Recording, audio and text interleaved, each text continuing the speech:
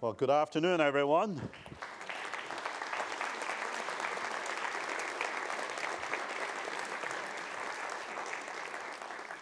Half a century ago, this November, a paper was submitted to the IEEE Transaction on Communications with a telling title, A Protocol for Packet Network Intercommunications. So, well, there is something called a packet network by then, but we need different networks to talk to each other and be interoperable, and a protocol. A commonly understood language needs to be defined and designed.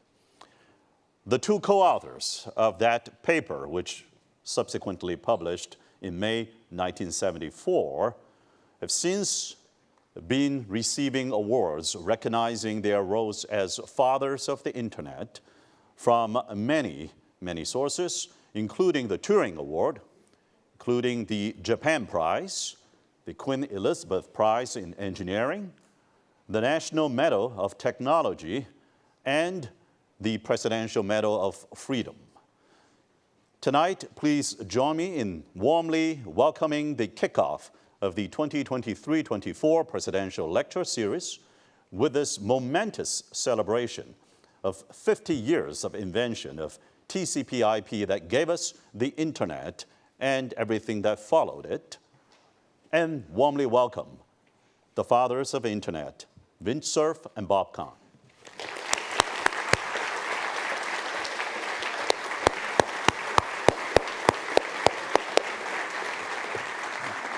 Hey, Bob.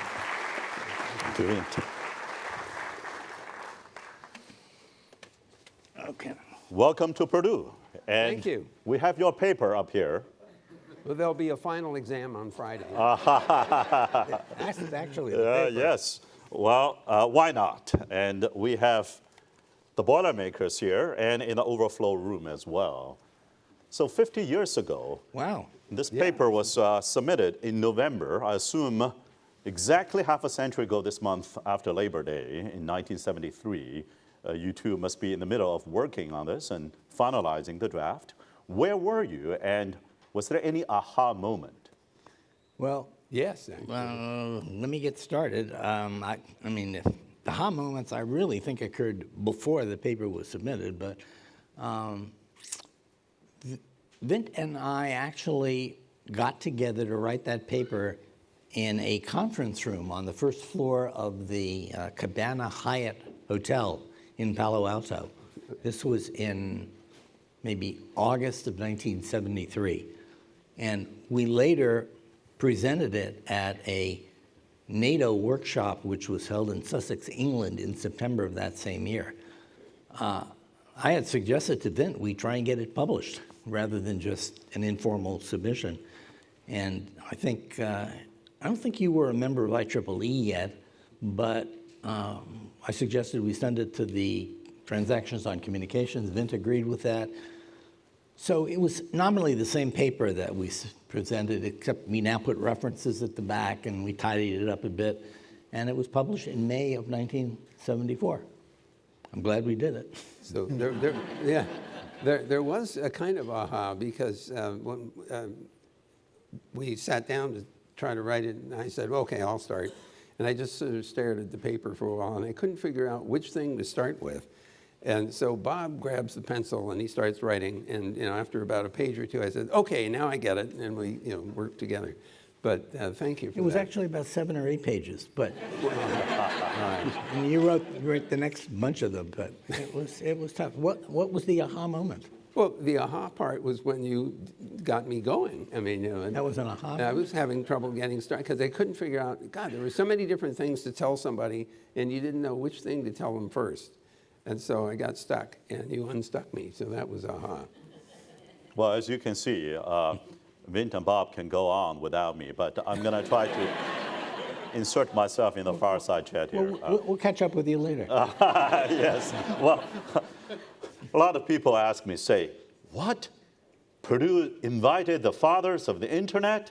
I thought internet was like invented by Edison or, So, and the fathers are still around. I said, well, they are still around. And by the way, it wasn't Edison. And they say, oh, Is it the web we're using? I know you get this question a lot. You know, Yeah. the difference between the internet versus World Wide Web and all the applications since then. How would you explain that difference? It's easy. The World Wide Web rides on top of the internet. And you know, when Tim Berners-Lee did his work, one of the things he said, he released it publicly. He didn't try to, you know, patent it or control it or license it or anything. And he said he did that because that's what Bob and I did. We basically released the design publicly. And we did that on purpose because there were competing alternatives. There was X25, which was by that time already running successfully, and there was the Open Systems Interconnection camp coming out of the International Standards Organization. So there's a lot of competition, and I think we wanted to reduce the barriers to adoption of that protocol to as zero as possible, or as close to zero as possible. So we just decided it should go without any patents, without any other limitations, Yep. and Tim did the same thing. So this is the lovely thing about the architecture. It's a layered architecture, and you're free to add new protocols at any layer, and you're free to add new layers. And so Tim adds a new layer on top of TCP/IP called the Hypertext Transport Protocol. And we were perfectly happy to have that happen, just like we've been happy to see new protocols popping up at the transport level, like QUIC, for example, which is the new protocol that Google introduced. So this flexibility, I think, attracted Tim. And you know, so the two are very compatible because the one is offering all kinds of applications that you're running on your mobiles and laptops, and the underlying communication system is the internet. Yeah, so many people confuse the web with the internet. You know, in fact, you'll see things that say, you know, the web is such and such, and you really mean the internet and not that particular application. I'll tell you an interesting story. So many people, when they refer to the history of the U.S., they talk about the Founding Fathers, and they try and interpret what the Founding Fathers would have said. Well, you described us as Founding Fathers. There were a lot of people who actually contributed to the creation of the internet in the first place, but they don't know what the Founding Fathers would have said. So I had an interesting, many of you may have heard the name David McCulloch. He's a well-known author. He's written books about atoms and Hamilton and people like that. So I had dinner with him one evening, and I asked him when he considered the end of the beginning of the founding of America. And he said, well, it was probably on the day when Washington passed power, presidential power, to Adams, so it guaranteed the succession of the government. And I said, yeah, but the Founding Fathers were still already around. You know, you could talk to them. You could ask them, what did you mean when you said such and such? He said, well, that's another way to think about it, and in which case, I'd probably pick July the 4th of 1826. And I said, well, why that date? He said, because that's the date when the last two members of that group, Adams and Jefferson, both died the same day within hours of each other, but neither one knew the other one had died. And so... I don't like the direction that you're heading in.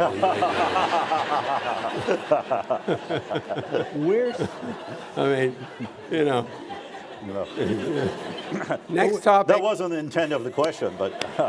We're still around, alive and kicking, and people can still ask, what was the intent back then? So, well, appreciate the sentiment, but Bob and I both have had the experience where someone will be either writing or sometimes speaking, like in a setting like this, and they'll be talking about the internet, and they'll say, now this is what Bob and Vint were thinking at the time. And we're sitting here trying to figure out how could they possibly know? They weren't even born when we were doing this work. So that's kind of annoying when somebody claims to know what you were thinking or why you did something. So thank you for letting us do this. So if we have questions, we get to tell you what we were thinking. Well, you should be the one writing history and telling the history. And you mentioned layered network protocol stack and modularization as a very powerful philosophy of engineering complex systems. So one of the benefits, you can switch in and out. An application layer can sit on top of what is now known as TCP and IP layers. This reminds me of the sweet old days when I actually used to be a real engineer 20 years ago, working on layering as decomposition. Now, there's another powerful paragraph right here in your paper. It might be, it's cut off a lower half of the first page of your paper here. So let me read this briefly here. Even though many different and complex problems must be solved in the design of a individual packet switching network, these problems are manifestly compounded when dissimilar networks are interconnected.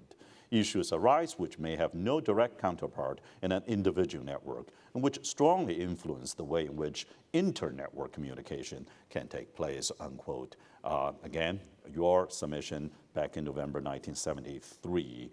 So what do you think about this trade-off? Now, hindsight is always 20/20, and people say, well, when Vint and Bob designed the TCP/IP back then, they placed the premium value on the ease of interoperability and connectivity, so that it's scalable across not only in one, but all kinds of multiple types of packet switch networks, and at the expense of assured quality of service or security. But I guess one could argue, well, turns out that was a pretty good design guiding principle, prioritizing ease of interoperability connectivity to scale it up first. And then we have the time to work out many other important All these other little details like safety. Would you and have done security. any design differently, all the design trade-offs, if you could dial back 50 years? Well, one thing I would point out is that since we already knew about several different networks, there was the mobile packet radio net that Bob got going while he was at ARPA. There was the packet satellite system that I guess Larry Roberts got that started to some extent. Actually, Larry started trying to design it, but he left before anything okay. was actually done. And there's a whole story about how I got involved with Intelsat, and we actually created that, but that's a separate story. So the important point out of this, then the Ethernet was developed by Bob Metcalf in 1973, in May, actually. Well, over a period of time. So the point here is, plus the ARPANET, so we had 4 different network examples, and they were all very different parametrically speaking. And so the question is, what's the simplest thing we could demand of those networks that might possibly allow for this interoperability? And so, roughly speaking, it was take this packet and send it to the destination with some probability greater than 0. And that's it. No, that it be delivered with some probability greater than 0. We wanted it to be delivered with some probability greater than 0. And if you needed reliability, then you had a mechanism for discovering that it hadn't been delivered, and you could retransmit it, and that's what TCP did.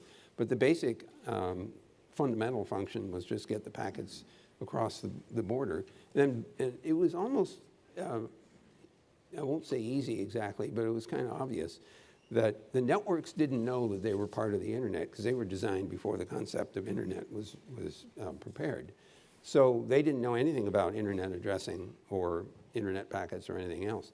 So the only way you could possibly get this to work was either modify all the networks to know about the internet, or to build a box that could talk to each of the networks that knew about the internet and could encapsulate, use the underlying network to encapsulate the Which we packet. called gateways at the time. Yeah, that's right. Yeah, we didn't know they were supposed to be called routers. So, so I guess we'd change that if we'd known. So the point here is that the basic architecture of sticking a gateway in between the networks made perfectly good sense.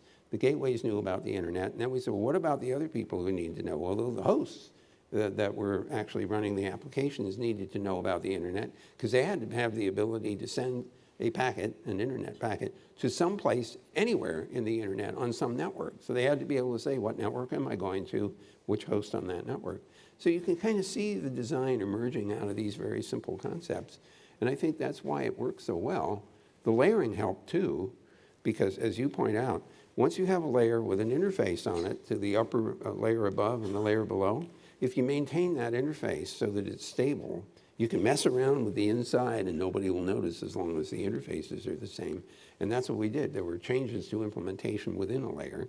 If somebody wanted to add a new functionality, it was possible to do that as long as the interfaces were the same. So when optical fiber came along in the early 1980s, which had not been a part of the original design, it was easy to just slide that in. And so we've added other elements to the architecture by simply adding new functionality within a layer, or as Jim did, adding a layer of protocol.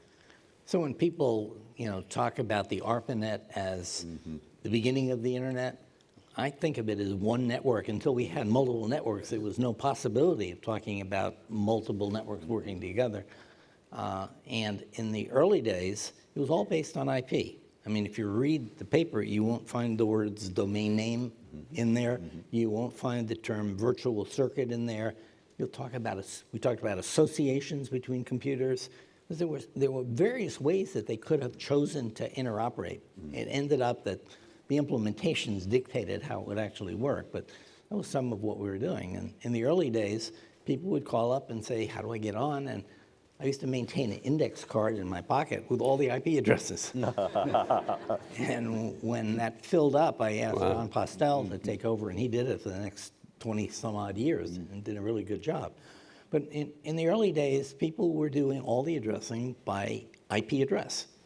Probably no one in this audience remembers IP addresses. You all do everything by domain names, purdue.edu or google.com or something like that. Well, where did that come from? When the first efforts were made to use TCP on this global network, not everybody was ready. So a lot of the folks who were given 2 years of notice, maybe from Vint even, back maybe 1981, we're going to do this transition in January 1st of 1983. We're told, be ready.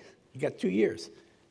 From January 1st, 1983, Vint's now gone to MCI, so I got left handling the whole transition, and a number of places, maybe 30, 40% of the network wasn't yet ready. So we kept both internet and both the internet protocol and the original ARPANET protocol up and operating in parallel. So you could decide which protocol to use. But how would you tell? And so what I introduced at the time was the notion of .ARPA. That was the way you distinguished as to whether you were supposed to use TCP protocol versus NCP. So if you look at all the early conversations in those days, they were to places, if Purdue was on it, would have been either, you weren't there at the time, Mung at Purdue or Mung at Purdue.ARPA. And if it was Mung at Purdue, you'd use NCP. If it was Mung at Purdue.ARPA, you'd use TCP. So that's the way they distinguished. Pretty soon, based on some design work out of the University of Southern California that John Postel and Paul Makapetris were involved in, they said, well, look, these lists are getting so large, let's create a whole system for managing it. And so they introduced 7 more domains, .com, .net, .org, .edu, .mil, .gov, and .int for international. So now we had 8 domains. The .ARPA domain went into the background because that was used for experimental stuff, and it's still around, but it's not used for anything. No, actually it is used. Right now it's being used for the reverse domain name lookup. For anything in the normal substantial part of the internet. We get into this sort of thing. This is a normal, you know. Of course, you're right. If you stopped me at that point, you would have been exactly right, but you can let me finish. So, wow, so there. Well, you know, in co-teaching a class this semester, myself and Professor Chris Brinton of EC department here, I had the chance to reread your paper in 1974. And you found some typos in it. Well, you know, I found the pictures are delightful depiction of the gateway. Now, and one thing that certainly always strikes me about this paper, like many other great, outstanding products of intellectual exercise, is that it is short. Less is more.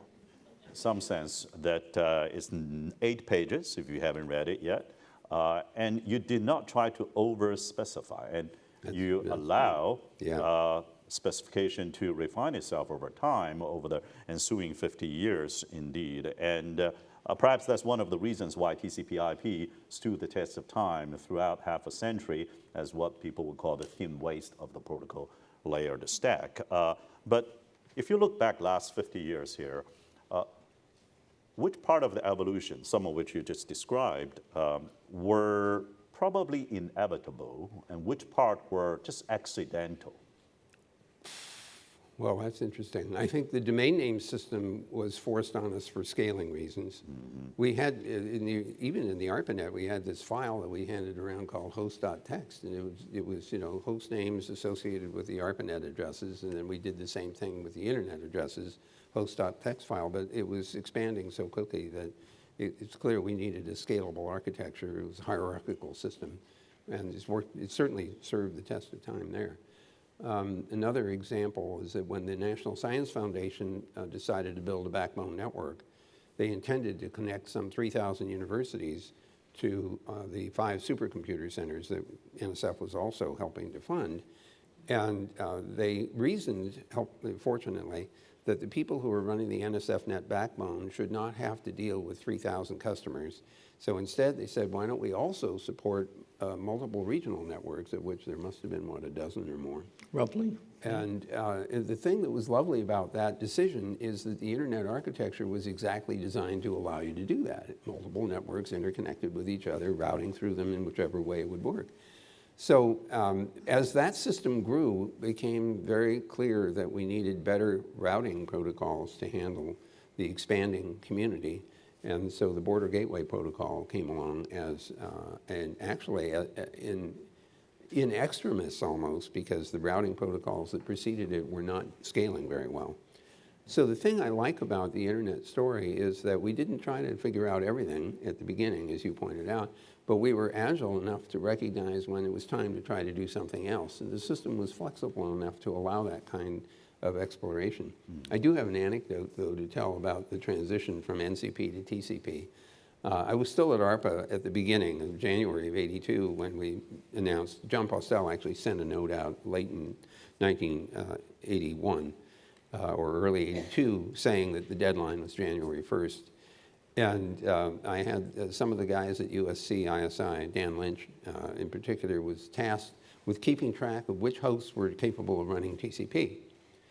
And so I would get a little report every week or so watching the number of hosts that could do this new protocol increasing until the summertime. And then it flattened out. Well, BB&N had very cleverly arranged for the possibility that it could stop the hosts from using the old NCP protocols. And so I called DCA, which was running the ARPANET backbone at the time, and they said, turn off the ability of the ARPANET to carry NCP traffic for 1 day. And they agreed to do that. And of course, my phone rang off the hook. People said, what are you, crazy idiot? What are you doing? I can't get any email. And I said, I just wanted you to know we can do that. and then the chart starts going up again. And then in October, just as I was leaving, it had flattened out. And so I said, turn it off for 2 days, and the phone was ringing off the hook. It didn't work, though, because as you point out, there were quite a few hosts that didn't quite make it on the January 1st deadline. But there were enough that did, that Dan Lynch had a badge made, this great big red badge that says, I survived the TCP IP transition. Mm-hmm. And I still have that badge somewhere in my pocket. I think he did that for himself. Well, yeah, but he made a bunch of them for the rest of us, too. It's been an amazing, flexible, and evolutionary story. From the institutional point of view, which we haven't talked about, that's another example of creation of institutions that need. And Bob is the one that called my attention to that, to observe that we created new institutions like the Internet Society or the Internet Engineering Task Force or the Internet Corporation for Assigned Names and Numbers or the regional Internet registries. Didn't exist at the beginning. Mm-hmm. And yet when it became apparent that we needed some institutionalization to happen, the community figured out something to do. Actually, we started the process. It occurred right after you joined DARPA, mm-hmm. and you offered me the opportunity to go on to other bigger things because I was running the office. Yeah. And I got worried because I had so many things on my plate. You probably have the same problem yourself. So many things to do. No, it's mostly basketball. Mostly basketball. Yes. All right. So I was worried if anything happened to Vint, the burden on me would be so large that, I might not be able to handle it. So I said to him back then, why don't you set up a kitchen cabinet and tell them, share with them what you're thinking. So if something happened to him, I'd have a whole group that I could deal with in the community that knew about it. So He rejected that idea. He said, no, I don't want that. And he came up with an alternative plan, which I would describe as, let me put together a bunch of people that will help me cause the internet to actually happen. It was the Internet Configuration Control Board, you called it. That's right, ICCB. Do you know why we chose that name? When? Well, no, why? We chose it because we wanted it to sound so boring that nobody wanted to be on it. And that way I could pick the people that I could put on the board. We made Dave Clark at MIT the chair, which is a brilliant move because Dave was just a fantastically smart guy. So the ICCB now played this important role, and all the meetings people came to. The very first meeting, there were a number of people, I think, that said they wanted to sit in as kind of just in the audience, listen in. So you had 12 people on the ICCB, and maybe half a dozen or a dozen that were listening in, because the discussion was really interesting. The second meeting, there were like 20 people that wanted to sit in. The third meeting was like 40 or 50 that wanted to sit in. And by the time Vint left, which was in October of 1982, to go to MCI, I ended up with this nice responsibility, which I had worried about early on. But there were now a lot of people who knew a lot about the internet going forward, but the number of people that wanted to sit in was now like hundreds, 200, 300 people. So you had to have like a theater in the round to have a meeting of these 12 people. I brought in a fellow in the late 1970s from Stanford called Barry Liner. Mm-hmm. And Barry was a Stanford PhD who knew a lot about, what was going on in packet radio and some of the other networking things, not much about the internet itself. And so we brought him up to speed, and Barry ended up taking it over. But he looked at it and said, I wouldn't run this the way you guys did it.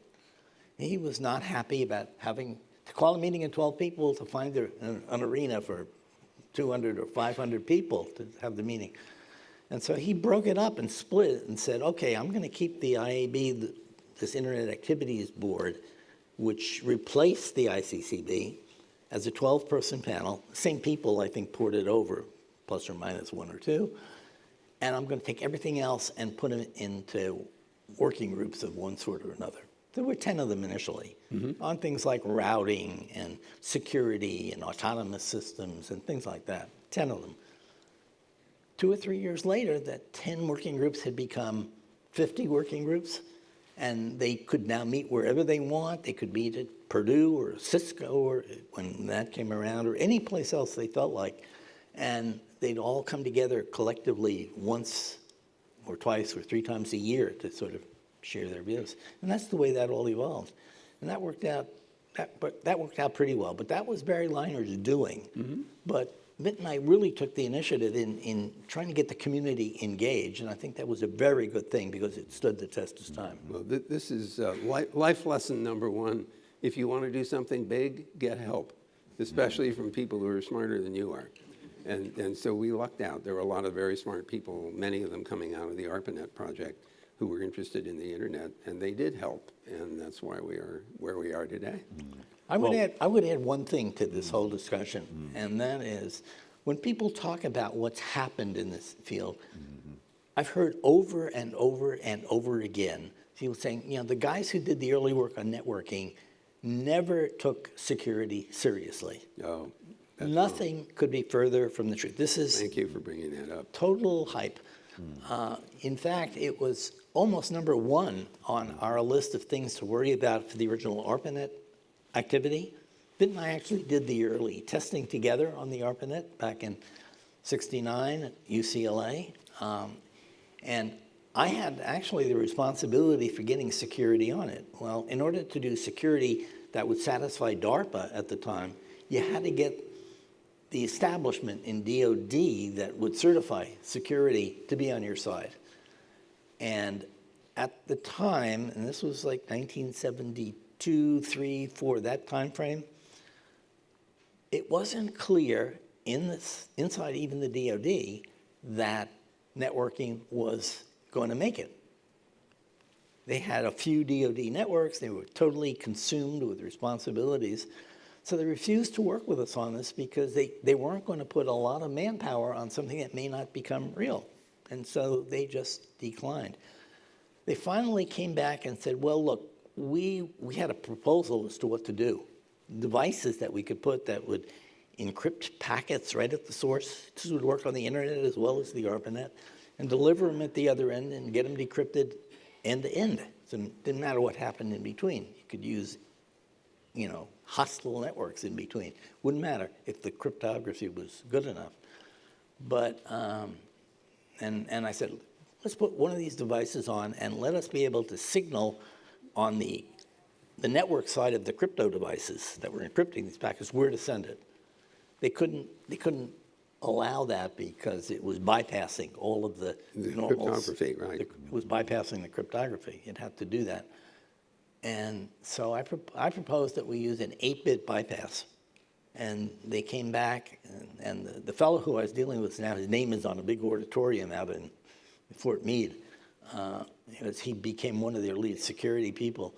But he came back after about a month, and he said, how about the following idea? And he proposed a 5-bit bypass. I said, what a good idea. And so it became the case that we actually built some devices with a 5-bit bypass, not because we had the idea, but because they had the idea. And there's no amount of things that you can get done if you let somebody else take the credit for what happened. That's what happened back then. So we were very serious about it, but it was just too hard to sell. Well, there's a couple of other things to add to that, if it's okay, Mung. Please. One thing is that packet cryptography is different from the kind of continuous cryptography, which was normal for line security. And the thing that Bob was describing was called a private line interface, and it used a conventional cryptographic device that just encrypts key stream constantly, and you do XORing to generate the encrypted traffic. The bypass lets you say identify up to 32 different destinations, 2 to the 5th. Right about after that was implemented and demonstrated and used, I went to NSA and said, well, we need to do something that's more general than that. And so we began working, my recollection is 1975, while I was still at Stanford, to figure out how to do packet cryptography. And the problem that you run into is that the packets don't necessarily arrive in order, unlike the bits on a wire. And so it's one thing to have encrypted bits coming in the right order, you decrypt them and it all works. But if you have packets coming in out of order, you don't want to wait till the packets are reordered before you can decrypt them. So you have to decrypt them out of order. So we had to invent some mechanisms that would allow you to do this encryption and decryption in any order that the packets arrive. And that led to a project that was funded by ARPA called BCR for Black Crypto Red, because the red is the unsafe, unencrypted traffic, and the black traffic is the traffic that's been encrypted with packetized mechanisms. And the C was crypto. I'm sorry? The C was crypto. Yeah. Yeah.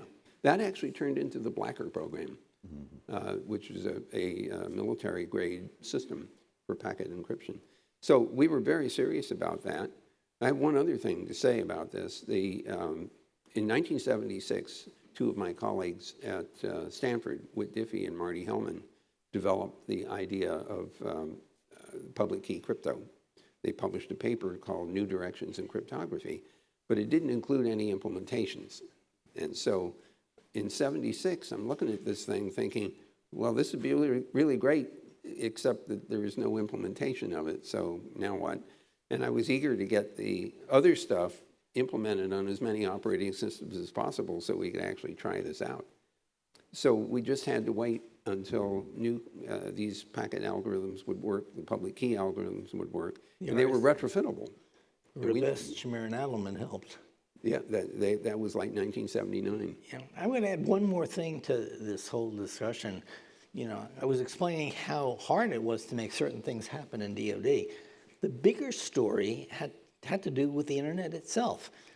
The way DARPA worked back then is you identified problems that were clearly defense problems, and you worked on them for a while, demonstrated feasibility, and just sort of hand them off to a military service or some other appropriate party.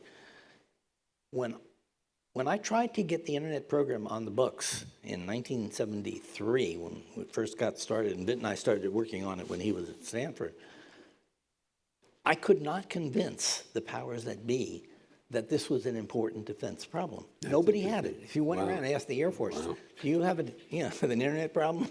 They didn't have any computers to speak of. There were no micros at the time. There were no that were embedded in any systems that they had.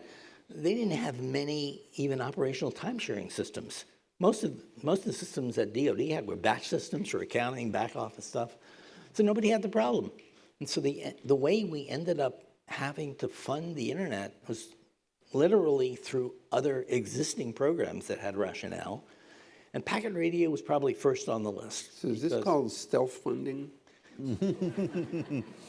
If you want, feel free. But the packet radio program was the very first. Vint managed part of it afterwards. I managed the first part. It was the first mobile network, totally radio-based, and it involved the very first use of micros in a distributed system, I believe. And when we put that in place, the very effect of that network was demonstrated, but to no application, because you couldn't carry around computers with you. Mobile devices that you could use. And so we had to find a way to actually access computers. Well, the way to access them was to build a gateway to the ARPANET, because that's where all the computers were. And so we had a good rationale for doing it through the packet radio program. So that's how all the funding actually showed up. But by the end of, I would say, the 1970s, most of the use of the internet was limited to a very small ARPA community. NSF came in the 80s through the project Vint was talking about with the NSF. They created something called CSNet. That's right, that was the first one. There was a very interesting thing because there was a meeting at the University of Wisconsin, and they said, well, they needed CSNet, which was going to use commercial network that had just been introduced earlier. They wanted to use Telenet to interconnect with ARPANET and do the interaction that way. But they were sure they couldn't get on the ARPANET. And they invited me to the meeting, NSF did, and this was their sort of the very first real interaction NSF and DARPA had throughout the 70s, because of the Vietnam War, the research community and the DoD communities were going their own way. And so I said, well, nobody's ever asked. So if you want to make the assumption you can't get on, feel free, but if you want to get on, I think we can get approval, which we did. We got back to them, and I remember writing them a letter basically saying, you have approval to get on, here are the costs for it. Comes back a letter from NSF saying, congratulations on being approved for an NSF awardee. Yeah. They viewed this government thing as a proposal, which they then funded through normal channels. But they only funded 4 nodes to get on the ARPANET because they thought it was too expensive. Yeah. So they actually went ahead with their original proposal to interconnect Telenet with ARPANET. And so then Vint and I divided up the spoils. He said, okay, somebody needs to work with them technically on how to make that happen. But there are even more policy issues associated with it. So I took the policy issue, Vint took the technical ones. Right.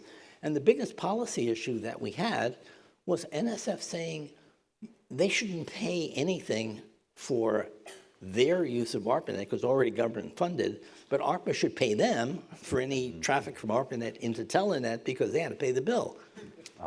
Funding arbitration. Yes. Now that's my specialty. Yes. So the way we responded to that was to simply say, that's fine, whatever it is you want to charge us, we're going to charge you exactly the same amount. Nice reciprocal arrangement. Yeah. And they came up with the conclusion, well, if you're going to do that, well, why do we have to do that at all? I said, good idea. Suppose we fast forward, 2073 now. Yeah. What do you think the internet might look like? And maybe I'll direct question first to you, Vint, since you've been working both from within Google and ACM and so on about space communication. Now, Purdue is proud to be the cradle of astronauts, including Neil Armstrong. Do you think that there will be, 50 years ahead, a lot of the intergalactic internet communication? Well, no, not intergalactic. This is we have to say, when the ARPANET project was even, a glimmer of an idea, a man named J.C.R. Licklider sent a note out to his colleagues in 1962 saying, let me tell you about my intergalactic network. I'm happy to deal with interplanetary right now. That project is, if I look 50 years from now, I am absolutely convinced we will have a full-up interplanetary communication system. It will be operating on most of the different planets in the solar system, if only for research and data gathering. But some places will probably have habitats and occupancy on the moon, probably on Mars. A little hard to say, when you get to the outer planets, how that's going to look. But we need the communication capability just to do all of the scientific work that we know is possible. What's really interesting is that in 2023, we can see the immediate need for communications on the moon and between Earth and the moon, because we're going to be back there again. The next missions for Artemis come in a couple of years' time, 2026, and the first landings will probably come in next year after that. So we're already working hard on communications capability and navigation, which is another big issue. We need the moral equivalent of GPSS for the moon, and eventually we'll need that for Mars as well. There are really interesting problems associated with interplanetary distances. They're all astronomical. And, one small step at a time. Yeah. Well, if you do the math, you discover that the speed of light is too slow, which is a little surprising. But it takes 20 minutes for a signal to go from Earth to Mars when we're farthest apart in our orbits. And so the protocols that work well for TCP/IP don't work very well with a 40-minute round-trip time. So we had to develop a new suite of protocols for that. So I think what we'll see is we already see the cloud of LEO capabilities bringing internet access to places that wouldn't otherwise get it, including all the ocean surface, which is, 70% of the planet's surface. Plus, we'll see an increasing amount of optical fiber east-west and north-south. We will see moon-based systems almost certainly, with some interesting satellites in orbit for continuous connectivity. And similarly, we'll see orbiters, which are already on Mars. We've got 2 orbiters that are doing store and forward relay to get back to the Earth from the rovers that have already been sent to Mars. So I'm confident that we will see that in place, and it will have been commercialized. Certainly in 50 years' time, but maybe even before that, because even today, the plans that NASA has for the Artemis mission include commercial communication services on the moon. And so now we're going to be confronted with a very interesting mix of commercial and government-sponsored communications capability, which is what the internet grew into over time, except we're going to hit this in 2 years. So suddenly policy issues that you think of as being, well, they're in the distant future, are not. It's fascinating. Yes. Well, Bob, if I may ask you about information management, because I know you've been working on digital objects, and how do we think about them, architect them? So maybe you can share with us some of your thoughts on that topic. Well, that is where I've been spending a lot of my time. I also might point out that my wife, who's in the audience, is also a specialist in this area. So she's been helpful in not only some of the early internet work, but on that as well. She's a copyright lawyer, which actually helps. I would say that most people get a wrong idea about technology when it first shows up. If you look at the history of a lot of the technology, Alexander Graham Bell, when he worked on voice systems, he thought it was a great way to bring music into the households. Instead of having to go to a theater or an orchestra, you could just kind of listen to it. People, when the airplanes came around, they thought, okay, well, we should put them at the intersection of busy highways, make it easy for people to get there. I mean, they had kind of these really bad notions. I think that the thing we are missing today in the world of internet at large, in terms of what's been deployed out there, is some notion of what identity the various pieces of information, objects, and users We need to know about them. If you really want to get by all of the issues about disinformation and and the like, you need to know something about the provenance of every piece of information that's out there, which means you need to be able to identify it. It needs to have metadata about it. You need to be able to understand it. And it applies to so many things. We had a discussion this morning with some of the faculty. If a piece of data shows up on a network and it's never heard about it before, doesn't know what it needs to be processed, it's not going to know what to do with it. It'll make some assumption. Okay, let me try and get it there as best I can. Or maybe it's voice and you can throw it away after a certain period of time. Even the data, when it shows up, can have its own information about how it should be processed, not just where it came from and who was responsible. And we're seeing that more and more in the world of AI today, with all of these machine learning strategies and people drawing upon information for all sorts. And when you end up with something that's out there, you don't know what fed it in the first place. You don't know who's got any rights in it. And it's a big conundrum out there. So I think we need to essentially put this whole business of managing information about people, about objects, and about actions on those objects into a standardized format, like Vint and I did with protocols for the internet, and we need to get buy-in. The problem is today, there's so many companies making lots of money on older technology, they're not going to let it go until it's forced on them. Companies that were in the telecommunications business weren't interested in shedding any of that and didn't, because for those same reasons. But when the internet finally had a big enough community out there that they could see that there was a business base, you weren't just selling to 20 universities at a few $100 a month. That's not a business that a company like an AT&T would be interested in. Then suddenly they got interested. But by then, all the users were in the research community on networks spread around the world. I mean, almost all of them. And the same thing could happen here. It's got to be the research community that makes that happen. That's why you and I have had discussions about this in the past. The research community has to take this is not something that can be pushed like the internet was, top down by a DARPA saying we need it.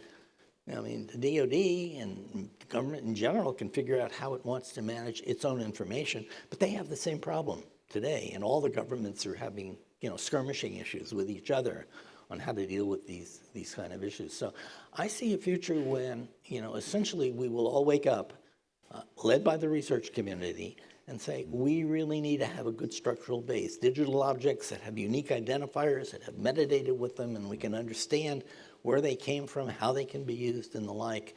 And I think that's going to transform in a fundamental way the way we think about networks going forward. So this is really an interesting thing to follow, because if you think about metadata for a moment, it's a very generic term. But in order to process it, you're going to have some structure to it. There'll have to be an ontology. There'll have to be registration, probably, in order to identify sources for provenance, as you say, Bob. So you can almost imagine a kind of businesses evolving out of the management and validation of meta information about the information that you're dealing with. It's certainly going to be important in the large language model world, which right now is capable of hallucinating at the top of its lungs. I keep wanting to do a video. I'm pretending to be Sigmund Freud. But what we have here is the artificial id and the artificial ego, and what we are missing at this time is the artificial superego to control the uncontrollable impulses of the artificial id and the artificial ego. And then I'll finish it with the cigars, and sometimes a cigar is just a cigar. But we really do need something to help I'm very us. convinced, by the way, already, based on that, a preview. So we really do need some way of disciplining these mechanisms that are startling in their capability, but in multiple directions, one of which is the ability to conflate factual information. You quickly discover that even if all the source material that went into a large language model is factual, that when it's constructing the model, it is conflating information that is not factual anymore. Like it gives credit to me for things other people have done or credit to you for something Bob did. And the system doesn't know that because it doesn't have the right context. This is going to be a really interesting time for, as Bob puts it, provenance and understanding how the data is described, what its properties are. It's exciting. And you know, getting the public to understand what's going on is really important. I think AI is the buzzword of the day. It's been around for a long time. I mean, we were supporting AI at DARPA back in the 60s and 70s. When I say we, I don't mean me. Certainly I wasn't there in the 60s. But today, the public at large hears this word. I'm sure there's not a single person in the audience that doesn't relate to that in some way, but nobody knows what it is because it isn't anything in particular. It's the ability of computer programs to do things that may seem a bit mysterious or even beyond your ability to algorithmize, if that's a word. You know, now it that's to describe in step-by-step fashion. But, you know, the early days, everybody has an operating system on a laptop, a smartphone, or something. But when that notion of operating systems was first proposed, I think it was John McCarthy at Stanford that proposed it. People thought a computer program that could deal with multiple users at a time was really smart. That was AI back then. When they figured out, oh, it's just engineering, then suddenly it wasn't AI anymore, it was something else. And most people have no clue. What can AI do? What can they not do? You know, over the years, there have been a lot of really interesting things that came out of it. People thought computing was all about numerical processing in the early days. Go back to Alan Turing, you know, and his work at Princeton was a kind of a theory of numerical computing at the time. When people proposed symbolic processing, nobody really knew what that was, and they thought it was actually probably unimportant compared to the physics needs for number crunching and numerical computers. So I would just keep a skeptical eye when you hear this term. It doesn't necessarily mean anything in particular. It's kind of a buzzword for possible new and inventive things that can come up from the minds of the research community. But it's not one thing. And it's not AI wants this or AI wants that any more than mathematics wants it. Mathematics is a lot of ideas all thrown together. So you can say, okay, I'm a topologist, I'm an algebraist, I'm a differential equation specialist. But mathematics doesn't want anything. It's just a mechanism, facility, and AI is just a collection of tools that people can apply to do interesting things that maybe you didn't think computers could do in the first place, like understand language, or understand scenes, or even so, what does it mean to understand anything? I mean, if somebody said, do you understand this? And you say yes, that other person doesn't necessarily know what you meant when you said yes. What model do you have in your head that says you understand what they said? We can communicate with each other pretty well as human beings, but we can also misunderstand each other. I'll give you one anecdote between Vint and myself. We are usually pretty much synchronized in thinking about problems, but occasionally we will argue strongly about something. I'll be on a blackboard and I'm saying to Vint, I think this is a really good idea, and Vint is saying, no, we can't do that. It turns out his model of the world is, because I was suggesting it, I wanted it done in 2 weeks. He's busy with a million other things. I'm thinking, this is something we ought to think about over the next 5 or 10 years. Okay. And he doesn't know that. So he's objecting vehemently, but once we understand what's in our heads, what the model is that we're talking about, sometimes things that we can differ about become really good objectives. So we can agree. Actually, the way I look at this is that, Bob will propose something, and I'll think it's nuts. And so we get into this big argument. Well, I'm sure it goes the other way too. But the point here is that I get very excited about things like this, and we recognized early on in our relationship that this could happen. And so as soon as I start levitating out of my chair, we stop and we say, okay, let's make sure we have the same model of what it is we're talking about. So we work our way through that, and then we have our argument. But at least it's more constructive that way. Yes, disambiguation is certainly helpful, and I hope the questions from the audience, especially from students, will indeed have that clarity in that communication. But before that, I have to do my job to do a bit of a Purdue commercial. If we could update the slide here.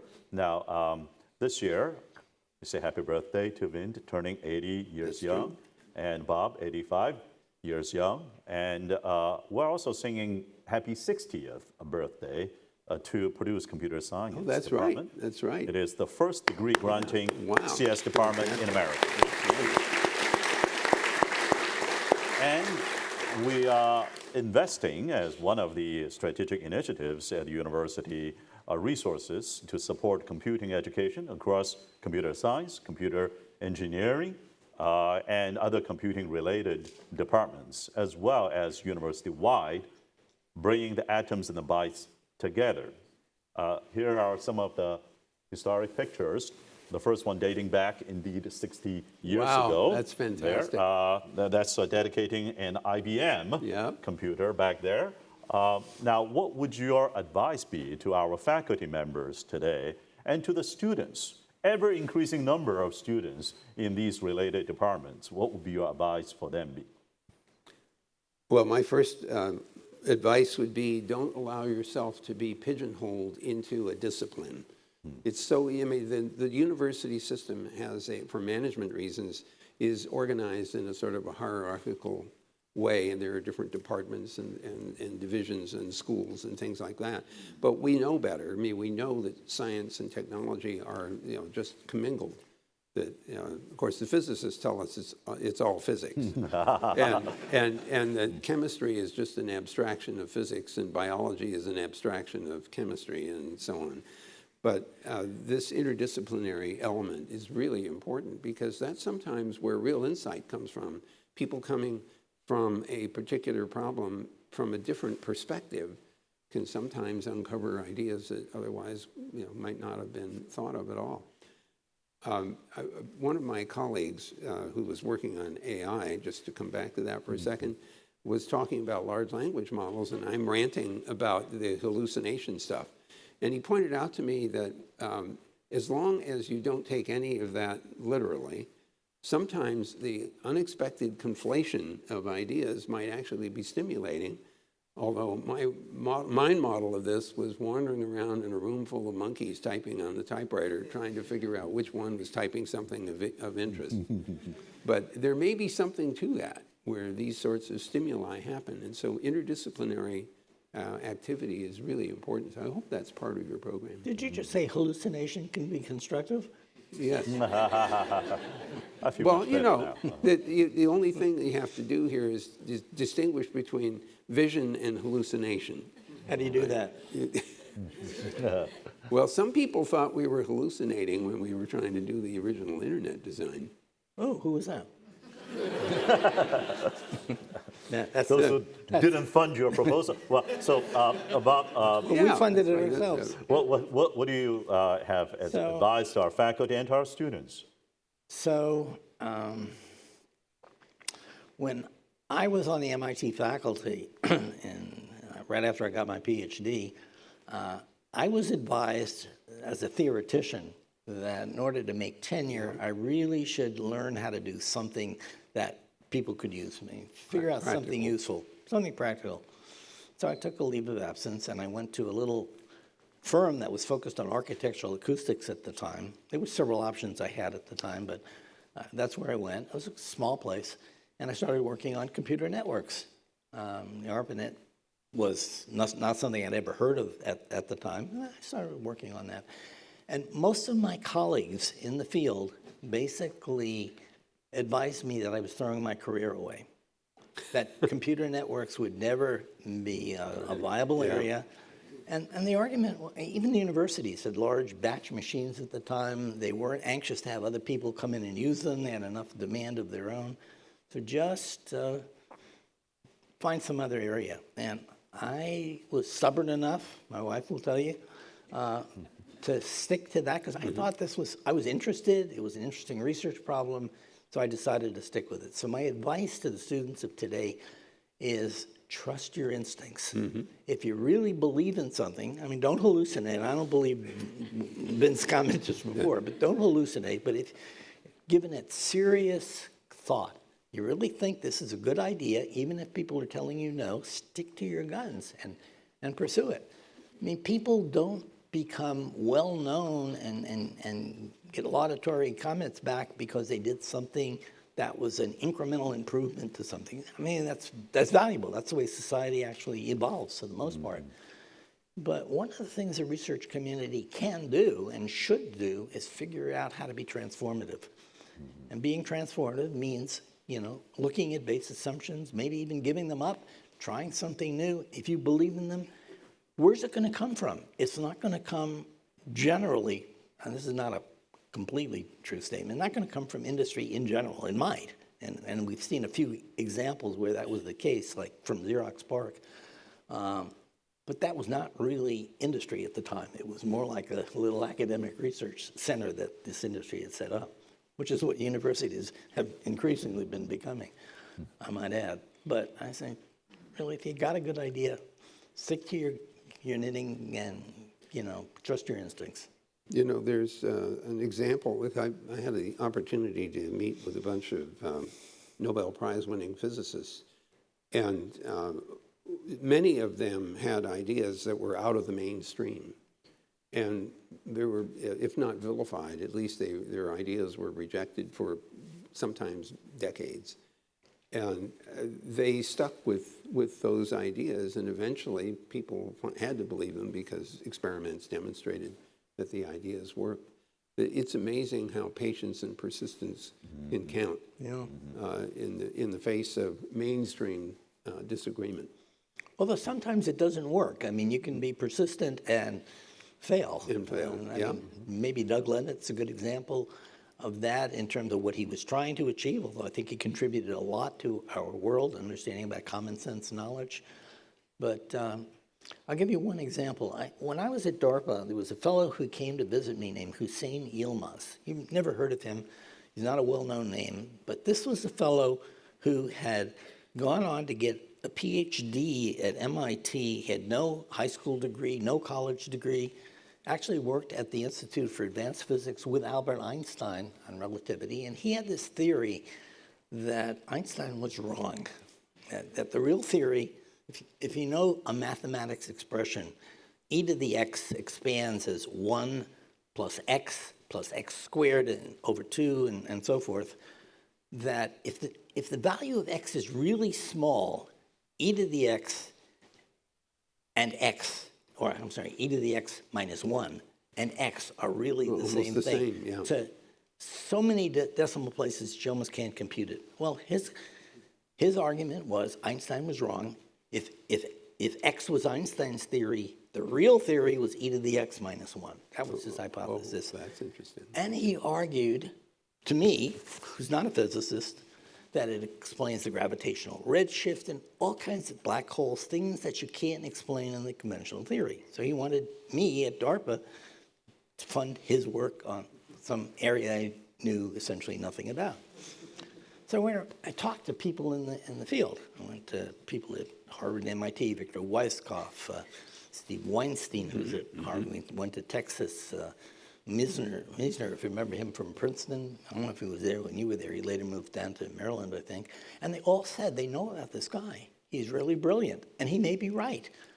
But there's no way to validate his theory in practice because you have to measure the boundary conditions of the universe at infinity to prove him. Prove him right. Can't do that, and so he never got any credit for it. So at the time, DARPA had been funding, before I got there, work on AI, and these were some of the early, I want to say, knowledge-based models. There was a system at Stanford called Dendral that Ed Feigenbaum and Josh Lederberg were developing to understand the three-dimensional structure of molecules from certain inputs. And MIT had built one called Maxima that Joel Moses was involved in. And I was trying to get people to test Maxima with interesting problems. Well, it turned out the problem that Yilmaz had was reduced to a set of coupled partial differential equations, and he could show if a certain parameter was 0, it meant you couldn't have gravitational radiation, and Einstein was right, but then the universe wouldn't hold together, and if it was one, then his theory was wrong, and Yilmaz's theory was right. And so I said to him, how would you like to be a beta tester with Maxima? He said to me, I'm not totally interested in that. I want to work on my problem. And I said, look, if you work on the problem, you might be able to actually show it one way or another. So he actually took the cache, he worked on the problem, used Maxima, and he was able to show that that parameter x, through Maxima's calculation, was 0.99999, as many zeros as you could calculate. The physics community said, that doesn't work for us. And they refused to accept that as a refutal of Albert Einstein, because they weren't going to overturn an icon and legend in their field without any physical evidence that the theory was wrong. So you can, in fact, trust your instincts and work on something for a long time, but my advice to the students would still be trust your instincts. Trust your instinct and don't get bounded within one single mandatorily defined discipline. Thank you for that advice. Let's hear from students. If we have a couple of questions here from the audience, please. Okay, we've got a bunch of them over here. We've got a few hands, please. Where do you want to, do we have microphones for them? And do they have to be only students? Can anybody else in the audience ask? Yeah, we give preference to students. And, Right. He's trusting his instincts. yes. Well, he's got Yes, the microphone. you have a mic there, all right? Yeah. Yeah. Please One go ahead. question. So you've oftentimes been called the fathers of the internet, and you've spent much of your lives as caretakers, in a sense, of it. Well, now, 5 decades later, after your initial publication, do you feel as though you're preparing to leave it in good hands for the future?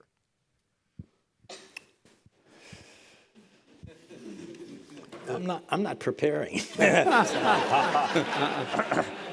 can't speak for a bit. Is your child in good hands? Yeah. I think the internet has challenges from all quarters. Part of it is what I said before. I think we need to learn to manage information about what we're dealing with in a better way than we are today. In the early days, you really, you had a place like DARPA that could invest in those things. They sort of move on to other things. I don't think you can trust industry as a whole to do a radical rehaul of its own basis when their whole financial basis may be at stake. That's why, the telecommunications industry didn't reinvent packets. They didn't invent packet switching to replace themselves because it was too challenging for them. So, but I think that we have our challenges going forward. I'm not sure everything is in good hands. That doesn't mean we have good hands on it anymore. I mean, our hands are, along with many other thousands of hands that are managing, maybe tens of thousands or more. But I think the challenges that what we did face are large. We're in a world that's more complex. When we started this work, I think most of the world looked to the U.S. for leadership. I think we now have a very much more divisive world today. There are capabilities elsewhere in the world that we didn't have back then. So I really don't know what the future holds, but I think there are real challenges that we have to face, and we may end up with a very different kind of future depending on how things evolve. Well, we're going to be forced to deal with some problems that at the moment don't have very good solutions, climate change being the most visible problem that we've got. And I think that one is going to ultimately require some pretty dramatic response. The idea that we just stop using fossil fuel and switch over to other sources of power, I think will help, but it won't solve the problem. I think we're going to end up having to do some serious geoengineering. So if you say, are you prepared for the future? I think the answer is not unless we actually grab the bull by the horns and actually do something about the problem that we have with greenhouse gases. We're going to have to reverse the process. It's not enough to just stop burning fuel. We're going to have to actually do something to increase the albedo. We'll have to probably seed the atmosphere.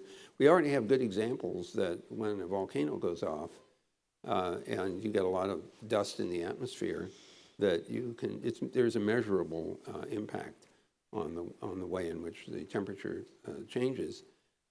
I wouldn't recommend using things like sulfates, though, to accomplish this objective, because when it rains, it turns into sulfuric acid, which is probably not a really good thing to have raining anywhere. But there are other things that you might, like carbonates, for example, to use to increase atmospheric albedo.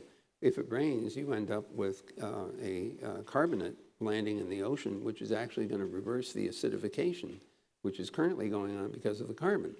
So you can imagine various things like that. But that's the challenge that those of you who are younger are going to have to face in this next couple of decades. I think there's another question over here. Yeah, you'll have to Pass the mic over. All right, got one. Thank you. Oh, here it comes. Oh, you got two mics. All right. Before my question, I just want to say it's an honor to meet both of you in the flesh. My question would be, at the time in the 70s when you were working on, TCP and the foundations of the internet, did you foresee this skyrocketing adoption of the internet, especially in the last 20, 25 years? Well, I don't think that I certainly didn't foresee the skyrocketing, but I can tell you that we did see something pretty interesting, even in the ARPANET days, because electronic mail, networked electronic mail, got invented in 1971 by a guy at Bolt, Baranek and Newman, Ray Tomlinson, who picked the @ sign because it was the only one that none of the operating systems were using as an escape character, and it made a lot of sense, user at host, right? So it was very clever. Very quickly after that idea popped up, distribution lists came along, and you could see social networking happening way back in the early 1970s. The first list I joined was called Sci-Fi Lovers. We had arguments over, who's the best author and what are the best novels. And the second one I joined was called Yum Yum, and it was a restaurant review list that Stanford managed for Palo Alto area. And you could see this sort of social component to it. For quite a while, the largest amount of traffic on the ARPANET and then the internet was email. Of course, today that traffic is mostly streaming audio and streaming video and video conference calls and things like that. So we could, looking back, we could see some of the early bits and pieces of the world that we see today. But projecting to where it is today, no, missed that one. The thing that I really missed was the smartphone.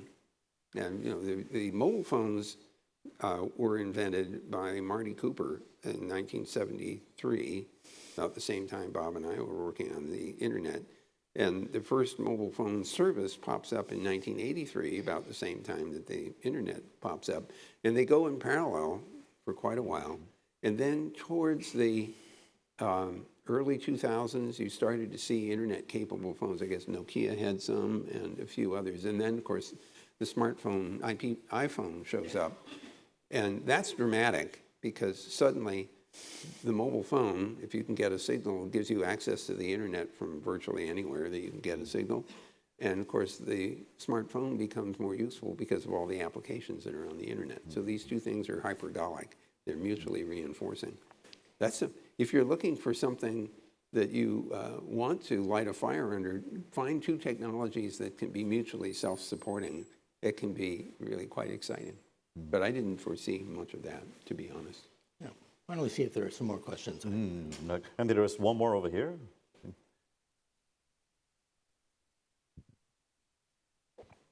Yeah, so some of it was already covered, but the internet and World Wide Web have become more than just a connection behind a screen. It's really an entire culture unto itself, and a connecting force, unlike I'm sure ever could have been predicted. What does your role in that mean to you?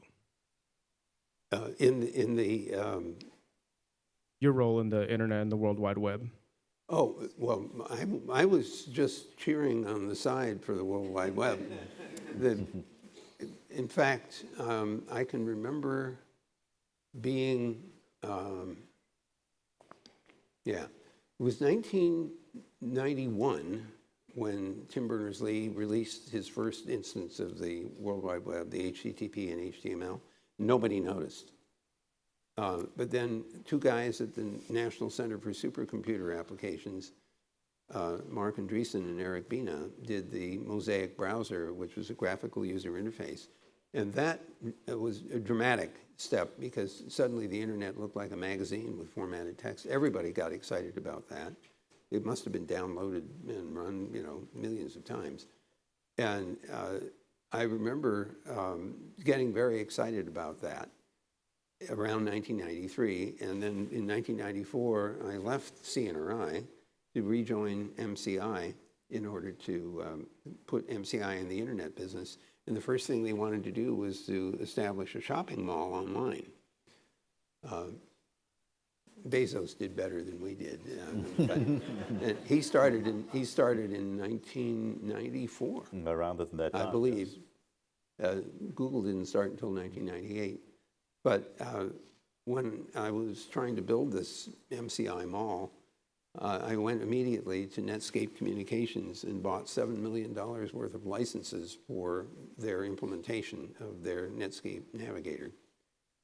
And I remember looking back on this thinking I should have bought $7 million worth of stock, but I didn't do that. But in the implementation, I was building the servers. And we were expecting people to use their laptops and desktops to access the shopping mall. And I didn't want to have my servers piled with partial transactions, which I wouldn't know would ever complete. I could just imagine this pile of broken transactions growing forever. So I went out to talk to Mark Andreessen, and I said, find a way to store the state of the transaction on the user's machine. It's called a cookie. And so if you want to blame somebody for cookies, you can blame Mark. Don't blame me. But it's really interesting how these little problems lead to solutions which later on get used in ways you never anticipated. And Bob? Well, I just want to follow up on that just a little bit.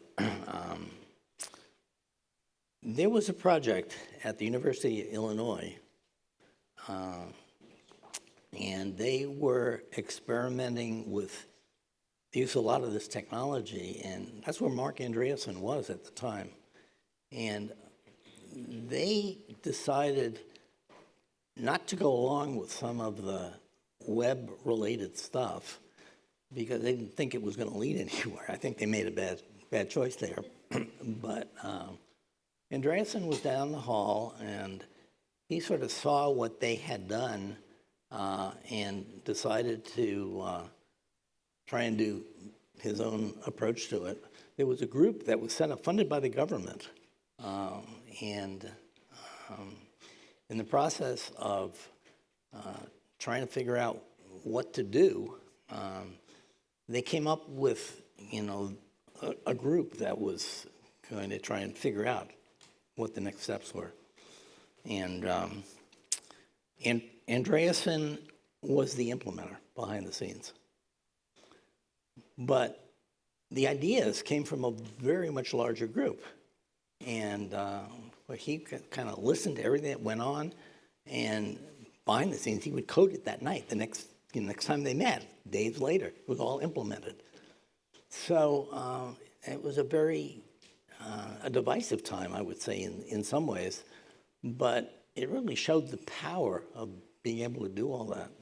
And I think that in the final analysis, what they ended up with was a demonstration of something that the original guys who had a chance to do it rejected because they didn't think, that was needed. I mean, I remember this thing wasn't required. And eventually he got, of course, hired out by folks in California. Jim Clark had been at Stanford when I had started the LSI program when I was at DARPA, and Jim was involved in one of the activities there. He formed Silicon Graphics, and then he left Silicon Graphics to form Netscape. And he hired Andreessen, who did all the work out there. The thing that was most interesting, I think, about what happened there was that he started it out and he didn't actually strike a deal with the University of Illinois, where a lot of the ideas had come from. Microsoft, on the other hand, did. They had a nice, tight agreement.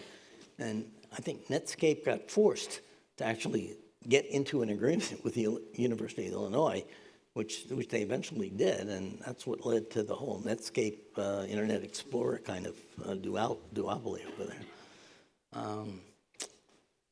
It was a very interesting time, and I think it's fair to say that the Illinois guys probably regret what they did. I'm okay with that. Huh? No, it's Big Ten season, you know. Because the people that were running it really didn't think it was going to go anywhere, and they had their own supercomputer, and they were implementing their own thing, their own way, and just sort of decided to leave it at that. I think that's, there's so many other options in technology that could have been followed by various people. I think Andreessen he actually worked with another gentleman there named Eric Bina to develop a lot of the stuff. But, they couldn't really commercialize it themselves. And so by the time it got out to Netscape and then Microsoft, that's where it really happened commercially. So. Well, this is a fascinating story, even though I know that we're running out of time here. I'm actually running over quite a bit already, but we can keep on going, frankly, for days and nights to talk about the past 50 years and project the next. I don't think I can stay for days.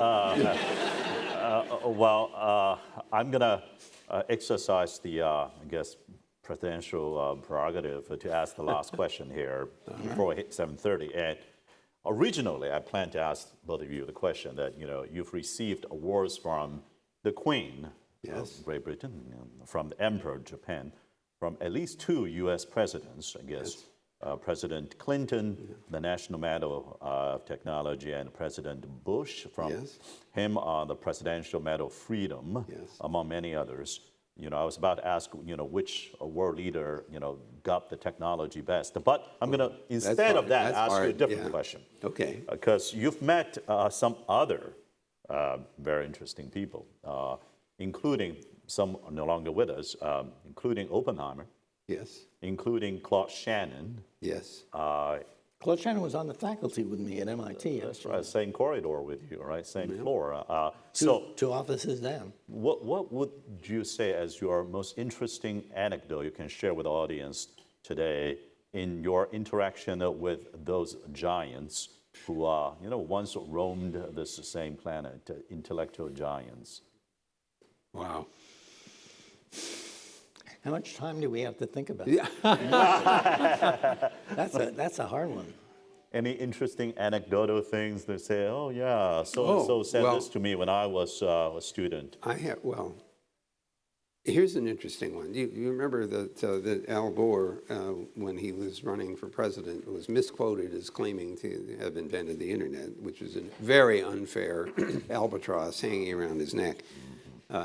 What he had said at the time was that he was asked a question about what he had done while he was a senator. And you should know that Bob testified at Al Gore's one of his hearings and introduced the term national information infrastructure into the vocabulary in that session.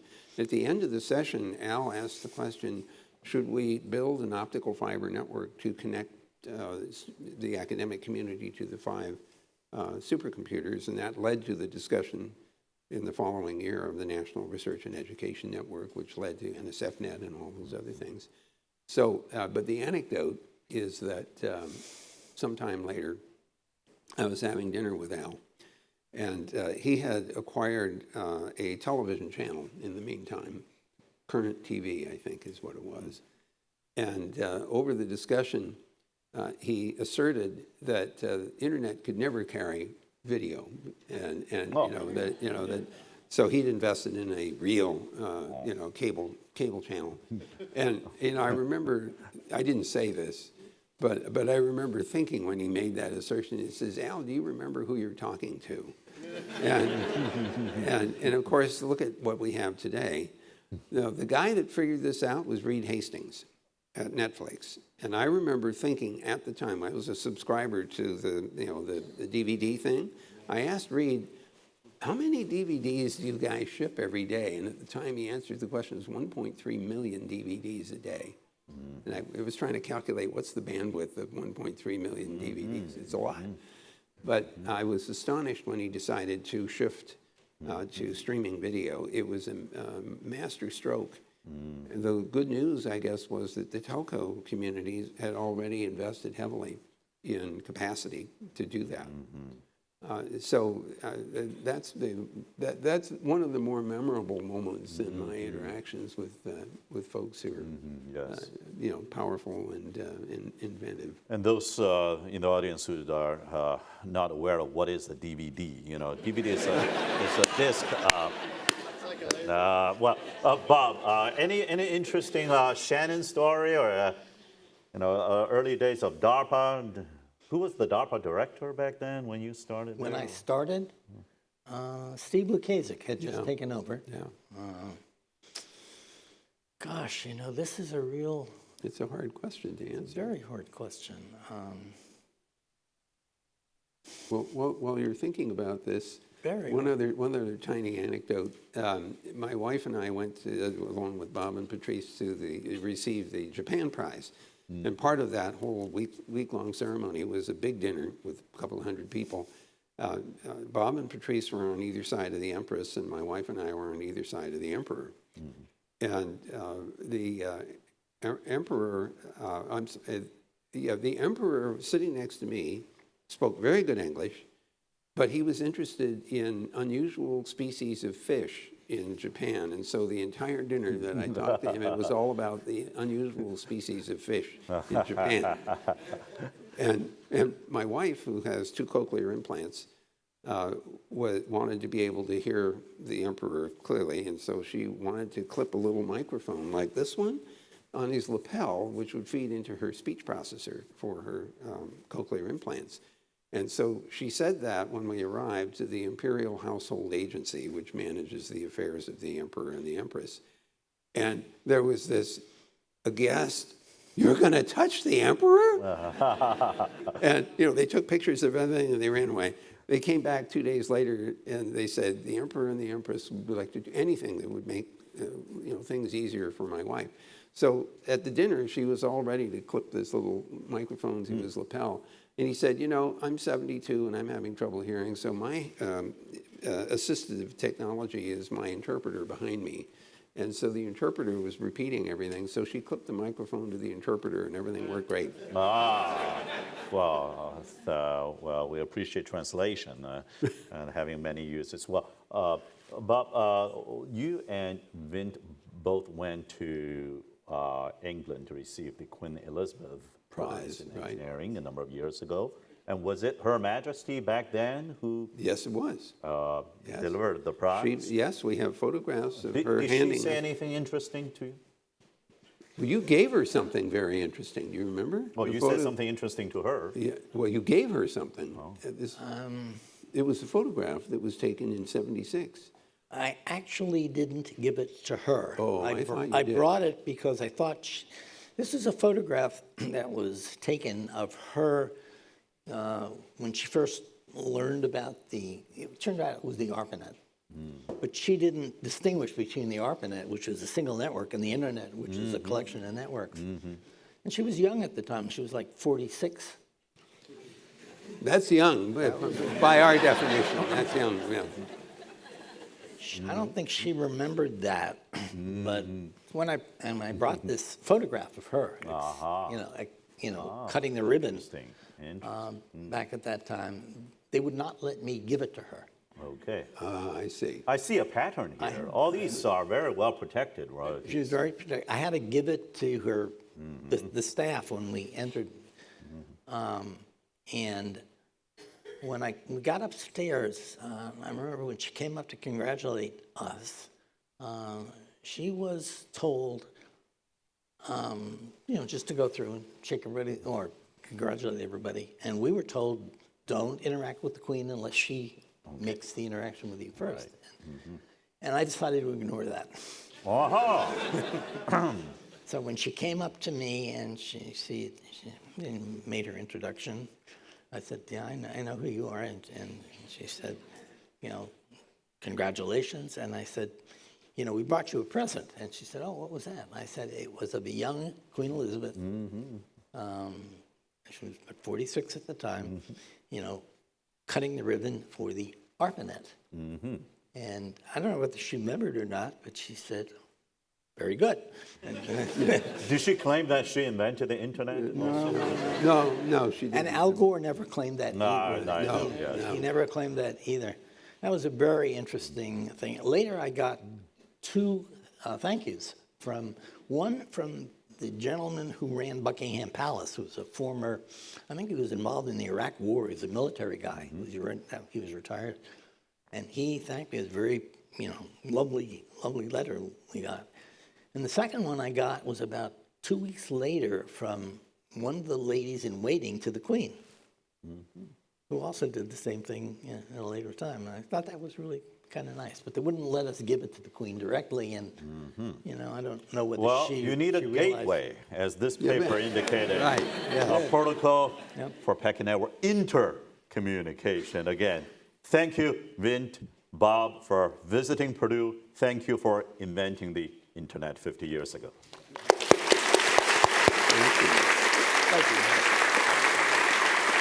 Thank you very much. That was fun. Thank you.